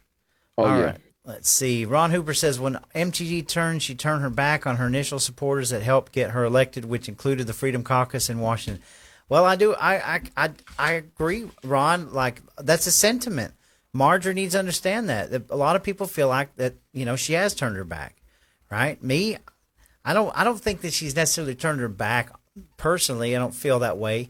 But, like, I don't expect anything from Marjorie. I don't expect her to come out and call, but I do expect her to, be consistent with the people, with the base. And you're right. She got kind of kicked out of the Freedom Caucus at first. And, I just, like I said, her voting record to me is all that really matters, right? Is she going to hold that line in the legislature? So, but you're not wrong, Noreen says she would vote for MTG if she ran for governor. Absolutely. Jennifer White says, why aren't we deporting Islamists? Our immigration system is broken. It needs to be fixed. The people who came here have tried to become citizens, shouldn't have to go through paperwork for 10 years to become citizens. Well, I agree with that. Look, we've got major problems, and I hope that we're going to be able to tackle some of this stuff coming up in the future. That's a whole nother show. But, you know, I think that one thing that we've done right this year, one thing that's really going is the immigration system, right? The border's closed, you know, regardless how you feel about ICE or what's going on, like it's being dealt with, right? It may not be perfect, but at least we're dealing with it. Yep. So. Yep, he's trying to make progress on it. Yeah. And let's see here. I'm going to skip down a little bit. I know we're for time. Ron says, I predict that we could witness Republicans turn Democrats like the Dems turned Republicans in the 90s after the 2026 election. So, yeah. We got to remember that. And Carol Streeter says, I want to thank every one of you for taking me in because I don't have any support here, and I learned so much from everyone through Antonio Jones, Roy Hambrick, and Lucretia Hughes. Well, thank you so much. We appreciate it. And we're always going to keep this open to everybody. I'm not an expert. I know Antonio's not an expert. Well, I learned more than I probably give. That's right. Well, I mean, we're all in this together, right? Yeah, we are. Christina said, going to come out and say it. I wrote Lee Munns on my ballot. Neither Fitz nor Eccles earned my vote. And that's perfectly fine. I voted for Lee Munns in the primary. He was the only dude that was out there, like, talking to the people. I tried to get in touch with Eccles about some stuff, and he responded and gave me an opportunity that I couldn't make. But, like, they weren't speaking our language. I did vote for them, you know, and I wanted those seats to stay there. But, shoot. Lee Munns, man, he's on fire, you know. He is. He's doing a great job with all the information he's putting up. So Jennifer White says, Alzheimer's, dementia, Parkinson's, all soil is now contaminated. Trees, bees, plankton, all dying. Girl, that's another show too. We need to get Jennifer back on the show. So yeah, Jennifer, don't forget we got our New Year's show coming up. I'm gonna get that planned soon. So let's see here. Ray says, in order to keep the support of the people, don't look at a shiny item and leave the people who got you there. Well, I agree with that. So, yeah. I mean, if the people are saying if it's the consensus, if it was me, I'd be taking a hard look at it and being like, well, maybe I do need to come back to the base, you know. So, Bill Rainey. You have a call, Roy? Yeah, go ahead. We'll take one more. All right. Tell us your name, where you calling from. Bill. Georgia. Hey. Well, in Georgia, Bremen. Just about to get to you, Bill Rainey. What's going on tonight?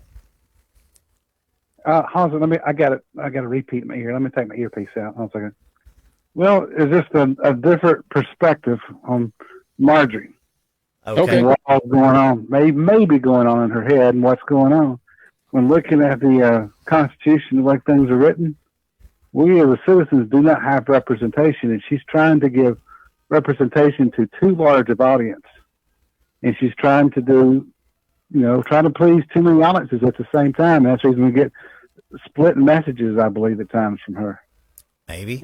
And, we need to think about that and look at how the Constitution is written, because in the House, if you go back to how many we're supposed to have representation for, those numbers don't add up. We don't have near the number of representation in D.C. Yeah, that's true. And then the other thing, I'd like to talk on another subject too. This whole, what's it called? That we just had the election on. We were talking about Munns and all of them. PSC. Yeah, the PSC. There's a whole lot that hasn't been discussed or talked about, and that's all the stuff that's been going on in the background for the last at least 5 years or 15 years plus, where everything is, the laws have been changing and what to do and how to do. And then all the legalities that's been going on in the courts. How many of y'all have kept up or know what's been going on that? I haven't. I've been like this flood of information about stuff that's been going on. We as, ones voting needed that information. And we weren't informed. No. And that was one thing we were warned about in the beginning, that's one of the points I raised, making informed decisions. I agree whole lot's with you. been hidden from us. Mm-hmm.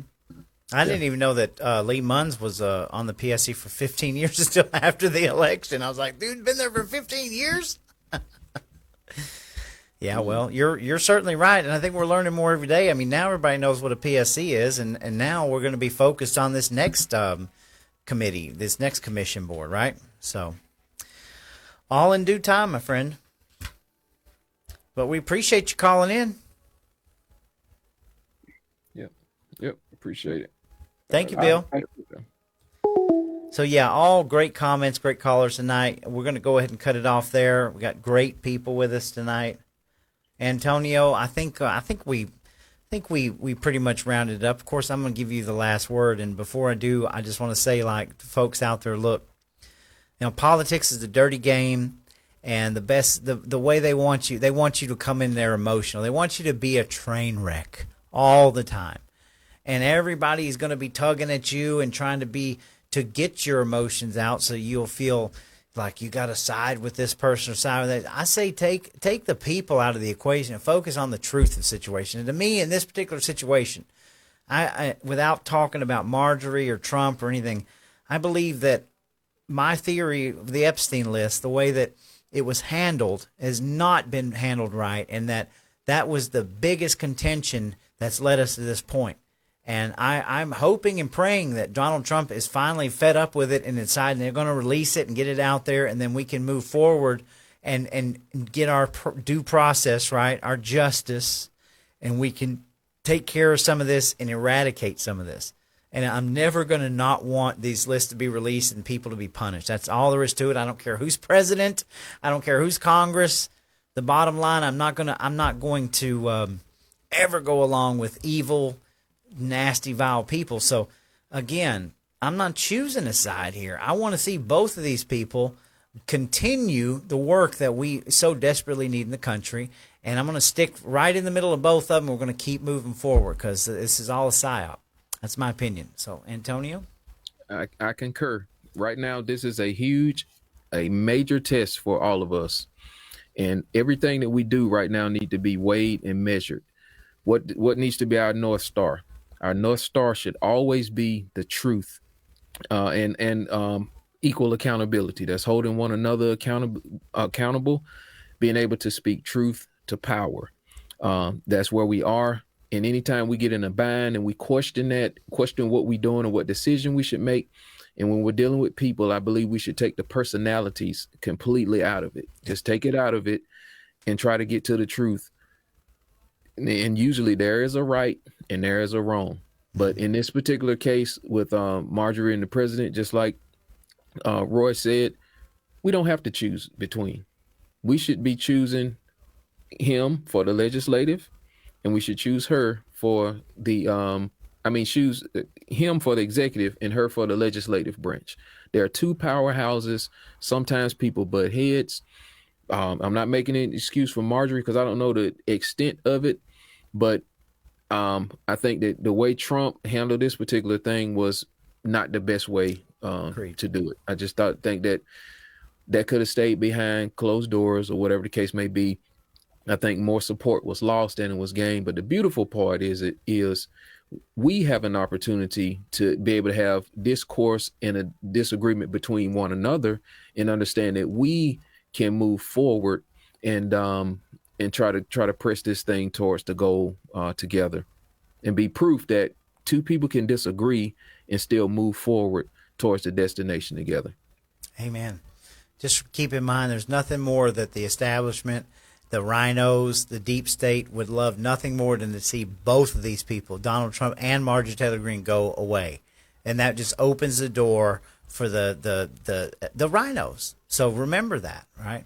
As we all take our place in this crazy clown world. I don't know what we expect. We want things to be right, but this is a game, y'all, and they're playing it on every single level. We're stuck in the middle. So right. All right, guys, we're going to get off of here. We really appreciate this special live that we've done. We really appreciate you guys. I want you, if you haven't already subscribed to War Room Georgia, I need you to go over there right now to Antonio Jones, War Room Georgia, and subscribe and send him some money, give him some donation money over there because he needs it and he's out here. And we're both going, we're getting more opportunities to go film. We got things planned in January. You can go to Small Town Underground. You can support me there. And like I said, man, we're just two guys running our mouths, and we're having a blast with everybody out there. We love you guys and appreciate y'all. Yep, but, no doubt. You guys just keep going and don't let them get you down, because that's exactly what they want. They want you mad. They want to get you down. They want to get you emotional, call you names, all that. No, we ain't doing that here. Let's keep the conversation alive. So, Antonio, thank you so much for being here tonight. You guys enjoyed it, man, as always. Y'all have a wonderful evening, and Lord willing, I'll see you Wednesday. All right.